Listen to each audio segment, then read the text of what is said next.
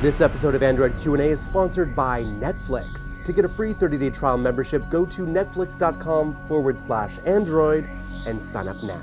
Welcome back to Android Q&A. My name is Jayce, and this is where we try and answer your most pressing Android questions. Like, what is the best Android phone under $400? And which is the faster chip, Snapdragon or MediaTek? And my question is, after posting last week's question about how to translate German using Android, Germans are coming out of the woodwork. I mean, everyone loved to point out that yes, they knew how to translate what I said, but because they were a native speaker, they didn't need to use Android.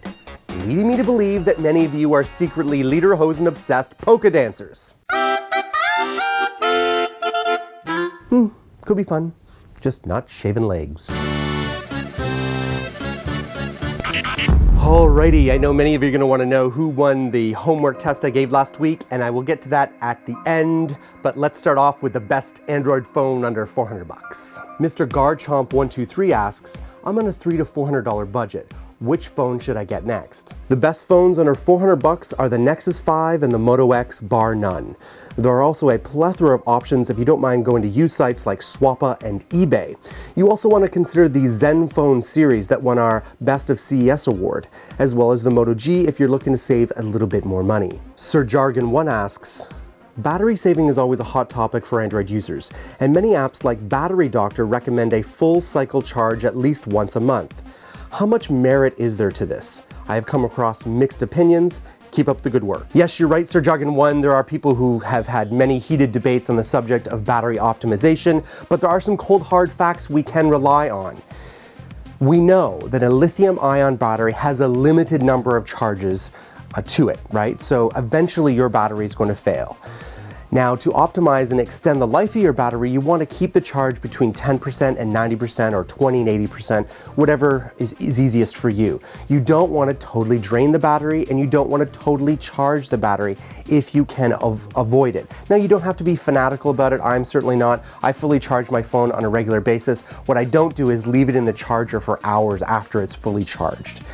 But again, if you want to extend the life of your battery and you really want this phone for 2 or 3 years, try and keep it between 10 and 90%.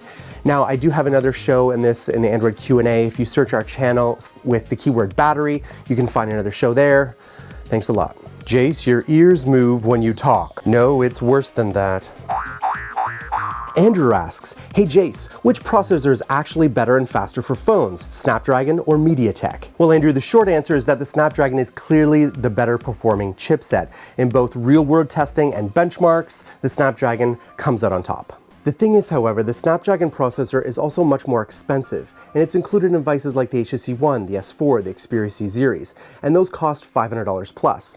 MediaTek, however, is the slower processor, but is also much more cost-effective. It allows for OEMs to build budget devices that still have sought-after features, like a quad-core processor. Android, for more research, you can check out the links below, and it goes into more detail about those two chipsets. So guys, after last week's show, I posed a question about how best to translate a language using Android. In this case, it was German, and boy, it exploded. We had over 1,000 comments on that video. Thank you so much. But it was clear that there are a lot more native German speakers than I thought, and perhaps the question was a little too easy. But the first person I found that I think is not a native speaker and that did use Android as instructed was Bakr Al-Takriti.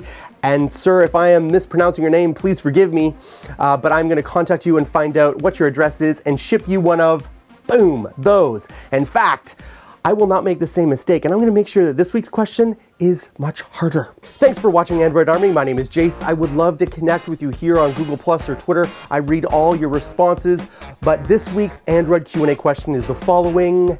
Here we go. Why would Google sell Motorola Mobility's hardware division to Lenovo for only $2.9 billion? They bought Motorola for more than $12 billion 2 years ago. What is going on? Now, most of you will already know that they wanted the hardware patents to defend themselves against Apple, but there is more to it than that. I am looking for well-articulated, researched answers below. For the best answer, you will win one of those. I will ship it to you anywhere in the world. Good luck. I will see you on Android Weekly, where I give my own take on that same question.